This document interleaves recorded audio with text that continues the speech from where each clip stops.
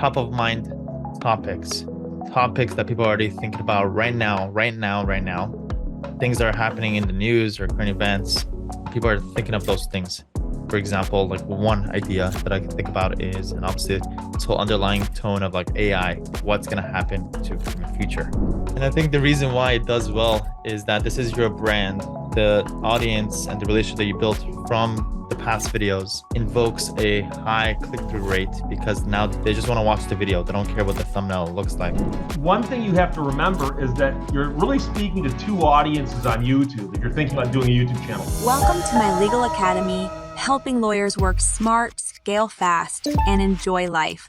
YouTube is one of the best opportunities for people to be able to get their name out there and also get a lot of law firm clients and also generate a lot of clients, doesn't matter what field you're in. And a lot of people try YouTube, but not that many people are successful with it. And we actually have an attorney here, Steve Lehto, that I'll be introducing in a second, who's been able to, not only are you an attorney, but I think you're just amazing at figuring out what YouTube wants and then staying consistent with it and making YouTube successful. So today I'll be interviewing you, kind of hearing your story and hopefully sharing some nuggets with us. Steve, great to have you. Thank you very much. I appreciate the introduction. So Steve, now that I don't know how many people may know you, but let me share with you my story, how I got to know you. I remember seeing your videos a couple of years ago, but about a couple of months ago, I was in an Uber and they were just conversating and they asked like, what do you do? I'm like, oh, one of the things I do is lemon law. And it's like, oh, lemon law. Yeah, I follow somebody religiously, and he talks about lemon law and talks about car problems. And he mentioned your name, and I went and looked you up. I'm like, huh, I know that person. So for those who don't know you, could you give a little background story about how you got to this point? Well, I've been an attorney in Michigan now for almost 32 years. And before I was an attorney, I've always liked cars. And so it kind of came together that practicing lemon law was the best way for me to practice law and get to talk about cars all day long. And so before I worked as an attorney, I was a radio disc jockey, believe it or not. And then at one point in time, I also hosted a call-in talk show.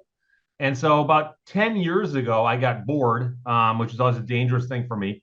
And so when I got bored, I decided to start doing a podcast because everyone's doing podcasts. And so I started doing a podcast with just audio on like iTunes, and it started getting some traction. And somebody said, you should film it, put that on YouTube. And I said, why? And they go, because people do that. I'm like, really? So I started putting my podcast on YouTube, and I was pleasantly surprised that the audience on YouTube is much, much larger and actually much more, they react much better with you get better feedback, I think, off YouTube than you do off of a podcast, which we can talk about later. But so I started putting them up on YouTube, and then very quickly my audience started to grow. And right now I'll cross over 400,000 subscribers probably in a few weeks. But yeah, so it's an audience much larger than I thought was ever possible. Amazing. 2,000 videos, which obviously. Well, I've actually shot more than 3,000. I take ones down that don't do well. Amazing. So that's one thing that people have to realize, a lot of people kind of underestimate the amount of work that it takes to be successful at something. So you put in the work, the results are there. Videos, 2.8 million views. A video from a year ago is outstanding, 1.7 million views. And what I'm flabbergasted is it's just the title is You Were Right. So that's not really optimized, but that is working. 1.3, 1.2, 1.1. So essentially, you have essentially a bigger show than even like most TV shows. Believe it or not, there's a local TV station where I live that advertises and says, you should advertise with us because we have so many unique viewers per month. And I actually have more viewers than they do. And it's a local ABC over-the-air affiliate that my audience is larger than theirs is. And that's only possible with YouTube and the internet. Amazing. And I'm looking at just from a month ago, almost a million views right here. Just from I get excited when I see that much growth in a little bit of time. Why YouTube? Well, here's the thing. And this is one of those things that once I started doing research and I realized this, I was kicking myself for not learning this earlier, that right now the number one search engine on the internet is Google. The number two search engine is YouTube, meaning that people go to YouTube to look things up. And I used to think that people went to YouTube just to look for videos, and no. And I realized, wait, I do this too. I bought a garage door opener that wouldn't work. And I went onto YouTube and typed in, why won't my garage door opener work? And I found a video where a guy goes, oh, you just bought one of these? Let me explain to you why it doesn't work. And I watched it explain, and I realized that's where the information is. So people who want to answer questions quite often skip Google and go straight to YouTube because they'd rather have someone explain it to them than to have to read a static web page and try to figure out what makes sense. And I think it's part of human nature that if someone's explaining something to us, you can look at them, you can size them up. Does this person look trustworthy? Do they look knowledgeable? Do they look like a goofball? And that really helps people figure out whether they're going to trust the information they're getting or not. That's amazing. Where do you get your stories from? Because I know the topics that you kind of do are kind of like current events kind of topics. What's your strategy with that? And then where do you get these types of topics? Well, I try to look for stuff that has to do with my specialty, which is lemon law or cars and the law. But I'm willing to go off in crazy directions. Occasionally, I'll do something really goofy, but I try to stick with the law in the news. And the good news is that I've got such a large audience that I can actually say, if you've got story ideas, please email them to me. And I would say that about 75 or 85% of all the videos I do are based on recommendations where people sent me the story ideas. And I might have seen them myself, but I use that as a gauge that if enough people want me to do this story, they probably want to, they probably react well if I did do it. What's the commonalities between all these videos? Is it just current events, stories? Is that the thing? Is that what kind of channels it's supposed to be? It's actually, no, I'm a lawyer. And I'm talking about things that are in the news that are law related. But my real goal is, you and I both know this. People are scared of lawyers. Most people think of lawyers as somebody you don't want one in your life. If a lawyer calls and goes, hey, I'm a lawyer, it's bad news. And so most people are scared of lawyers. So my goal was, when I had the talk show on the radio station, and then when I was doing the podcast, was to try to be an approachable and friendly lawyer. And plain English, I try not to use legal terms, but I explain them. But trying to be a person you can relate to who can also explain the law to you. And that's one of the things I'm proudest of, is I get a lot of emails from people who say, Steve, until I saw your videos, I hated lawyers, or I was scared of lawyers, or I didn't like lawyers. And the fact that people say, no, I actually like lawyers because you make them look good. And the Bar Association owes me money for this one, but I am convinced that that's really it, is that as I come across not as a lawyer, but just as a guy who's explaining stuff, and it just happens to be legal in nature. Totally, which is a major trap that I think a lot of lawyers fall into. Is like, you don't have to act like a lawyer right online, at least when it comes to like social media and marketing, things like that. I can tell you, I taught trial practice at law school for 10 years. And one of the real mind benders that most law students even don't think about is that you go to law school, first year you take contracts, con law, civil procedure, criminal procedure, and they're teaching you to think like a lawyer, right? Second year you take evidence 2, all these classes, and again, you're still learning to think like a lawyer. I taught trial practice, which was a third year class, and one of the first things I tell them on the first day of school was, by the way, you have to learn now to stop speaking like a lawyer, because if you're talking to a jury, you have to be speaking plain English so they understand it, which means you have to understand the law, but be able to speak it in plain English. And so that is one of the dichotomies that I think a lot of lawyers don't get, is that when someone comes to your office, yeah, you need to be knowledgeable and know what you're talking about. And you need to be able to use the legal terms, but you got to be able to explain it to people in plain English. And that's one of the things I think that makes my approach work, is that people go, hey, he's speaking in English and I can understand what he's saying. Relatable, yeah.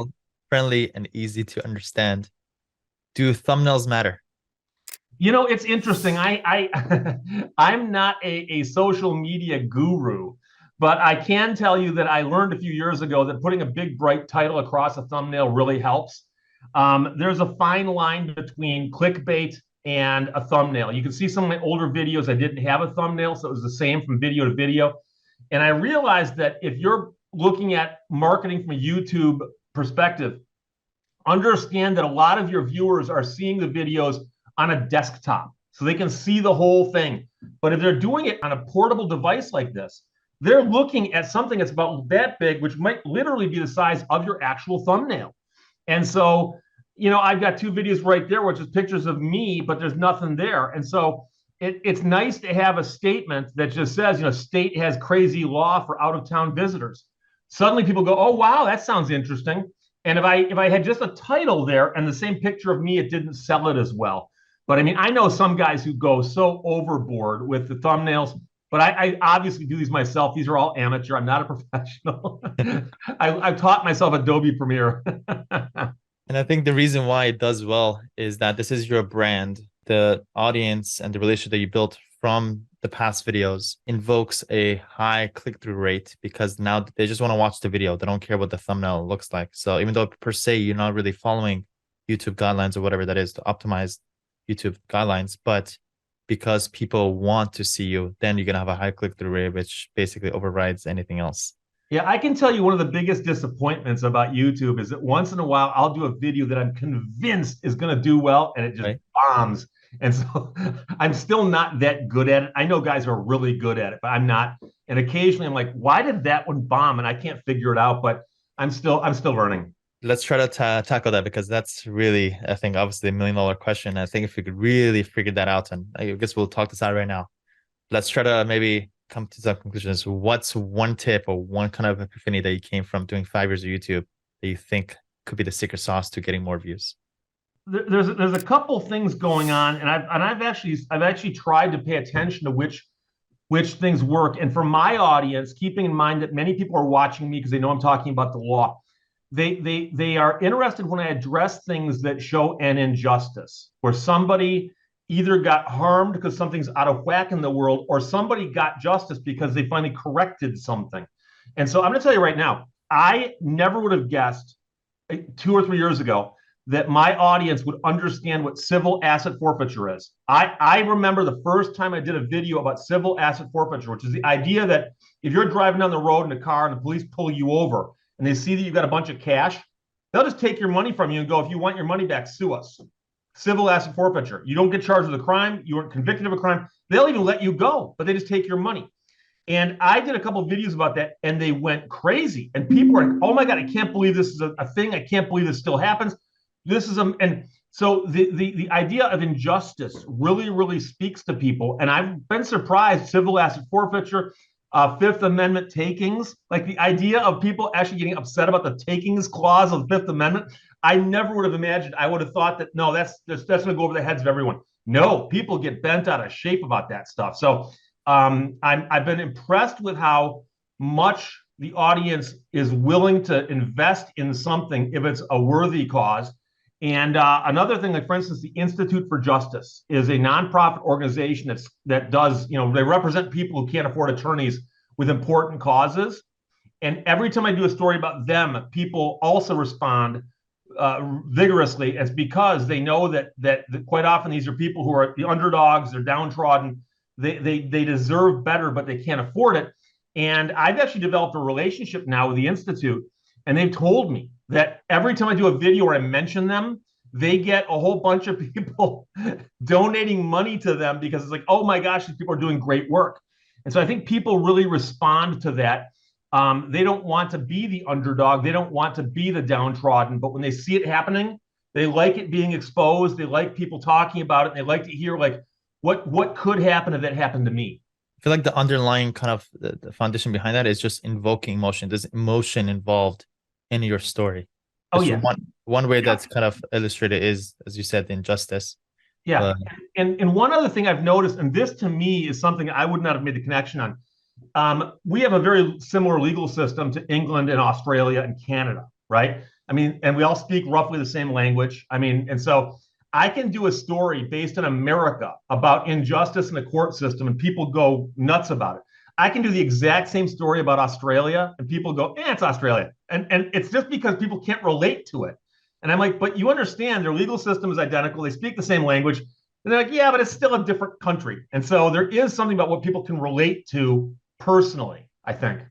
I'm going to add one to this is top of mind topics that people are already thinking about right now, things that are happening in the news or current events.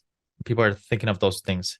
For example, like one idea that I think about is, and obviously this whole underlying tone of like AI what's going to happen to in the future.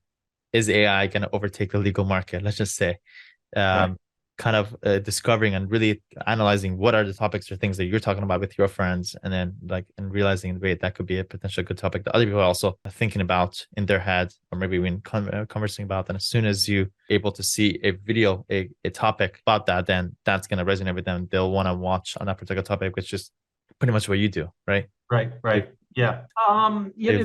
Technology is always at the forefront because technology is always changing. So there have been a lot of stories in the news lately about privacy issues. I did one recently about, and strangely, it happened in England, but it got a very good traction. Was a story about how in England they're using traffic cameras not just to monitor red lights and speed, but to look into your car as you drive by and make sure you're wearing your seatbelt, make sure you're not on a cell phone, make sure you're not eating, and using artificial intelligence to figure out what you're doing in your car. And many people, our home is our castle, but our car is second best, right? And a lot of people, I think, get deeply offended at the concept. And it's not that big of a stretch to say, hey, if it's happening in England right now, it could be happening here tomorrow. And so I know that got a lot of people. So I think technology is always one, but I'm not a technologist. So I don't want to get too heavily into things like, how large language models work with AI. But when it comes to the intersection between the law and AI, if there's a story in the news, I'm happy to cover it, and my audiences seem to like that. Hey, hope you're enjoying the video so far. If you're a lawyer and you're looking to work smart, scale fast, and enjoy life, right below this video, you'll find a link to book a call to speak to my team so we can tell you how we've been able to help over 500 law firm owners scale their law firm. Now back to the video. What's the best way to start videos? Well, it's an interesting thing because usually you think about starting anything with a bang. You want to start off to get people's attention. But I think that most people go to YouTube, click on a video, and are willing to put up with like 10, 15 seconds of, introductory stuff to get it. So you don't need to start with a bang like a James Bond movie. But I generally just start by saying something that pops into my head that I think introduces the topic. Like, lately in the news, we've been hearing a lot about red light cameras or something. So I don't do anything crazy in that sense. One thing you have to remember is that you're really speaking to two audiences on YouTube if you're thinking about doing a YouTube channel. One is your subscribers. That is the people who already know who you are. They come to watch your videos. They expect a certain thing from you, and that's what they're looking for. But every day I get more non-subscribers looking at my videos who aren't subscribed, will never subscribe. They simply watch a video and they move on. You want to get those people to subscribe. So you've got to remember, you're not preaching to the choir here. You're preaching to the non-choir and hoping that they're going to like you enough to subscribe or at least continue watching.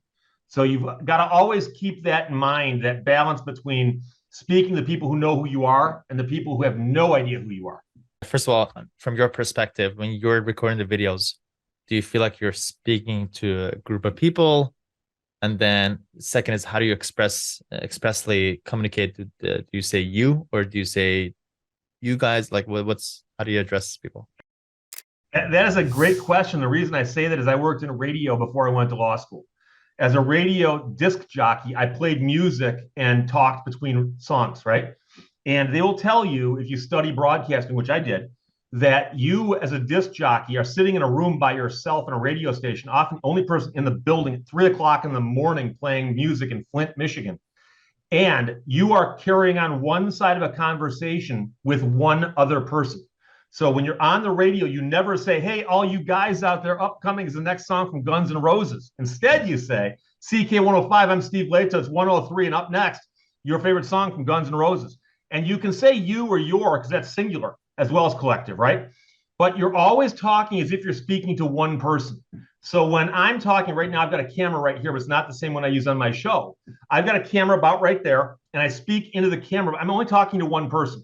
Now, I've had long conversations with people who work in broadcasting about, do they actually imagine who that person is?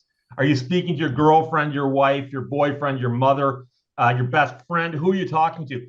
I don't get that defined with it, but in my mind, there is a certain tone of voice I have where I'm speaking to somebody as if they're my friend. And so I do assume that they're fairly intelligent. They care about what I'm talking about, and that's why they're here. Therefore, I can take a little bit of liberty with this and I can crack some inside jokes and I can poke some fun at myself. But generally speaking, it's a one-on-one conversation with the imaginary perfect viewer. Perfect. I think it was something that a lot of people are curious about. Like I think what you said, pretend like you're speaking to your friend. Yes. You're kind of like you're become like a brother or sister kind of feeling, kind of giving them advice, Yep. caring for them. Let me tell you something that I know that you should probably know too. And this is something that whether you make videos or not, if you're going to become an attorney, let's suppose that instead of speaking to attorneys right now, we're speaking to like first and second year law students, right? A first or second year law student, after they get out, they pass the bar, they become a lawyer. Somewhere down the road, they'll be sitting in an office and someone's going to come in and meet them for the very first time. Okay. That person's going to come in. They don't know them. They've never seen them before. Somehow they got recommended and they're sitting down and I remember this, okay? I was a young guy and someone would walk in and sit down in front of me. They don't know me. All they know is this guy says he's an attorney. They assume I am, but so I'm trying to impress them. I want them to think I'm knowledgeable and know what I'm doing, but also I still want them to trust me. I want them to treat me like a friend and vice versa. I need them to be honest with me. So, imagine, for instance, that you're a criminal defense attorney and you're 25 years old and in walks a 55-year-old man who's charged with a felony. And he's looking at you like, hey, you're a little kid. And you're looking at him like, hey, this guy could be my dad, right? But you've got to establish that relationship quickly for it to work. And so there is an element of that with just dealing with clients also. And so I think over 32 years of speaking to clients, both on the phone and in person, I've also probably developed a little bit of that as well, where I might crack jokes with a client I just met, but I'm not going to get too crazy with it, nothing too obscure. But on the other hand, I'm also going to let them know that I know what I'm talking about. I am an expert. I've done this before. When we go to court, I'll be your tour guide because I've been in this courtroom before. I know this judge. I know this prosecutor, whatever it might be. And so you've got to be able to impress all of that on somebody with your demeanor and impress it upon them in essence, as quickly as possible. Amazing. When you're recording, what are you looking at? Is it the camera itself? Do you have a screen in front of you that you're looking at yourself? I literally have a camera. And I do read a lot of the stories, but one of the keys is, if I've got something in front of me, that's got stuff written on it, I will try to hold it here so I can just move my eyes back and forth. But I do occasionally read stuff, but I'm conscious of the fact that if I'm reading too much stuff without looking up or taking breaks, it's not good because people do want to have that context. People who've seen my show know that my background is cluttered with all kinds of garbage. That's what people call it, but it's actually a lot of knickknacks, and a lot of it has stories to it. But I realized a long time ago that if people are simply looking at me and there's nothing behind me, they're going to get bored real fast. So I gave them more stuff to look at. That's my thinking. Interesting. I never heard that one. That's a pretty good one.